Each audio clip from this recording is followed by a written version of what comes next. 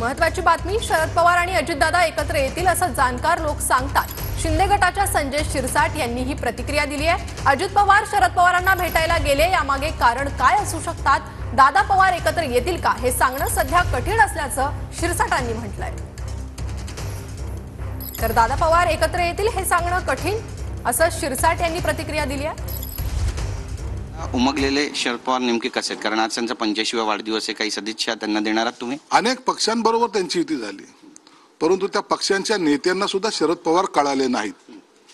हे त्यांना कन्फ्युजन, ज्याला मी म्हणतो की कन्फ्यूज ठेवायचं काम शरद पवारने आयुष्यभर केलं। चांगल्या कामातही शरद पवारचा हात, वाईट कामातही शरद पवारचा हात, आणि कोणत्या वेळेला काय निर्णय घेतील हे कधीच कुणाला न कळता घेतलेले निर्णय। म्हणून शरद पवारांना आमच्या शुभेच्छा आहेत, त्यांना दीर्घ आयुष्य लाभो।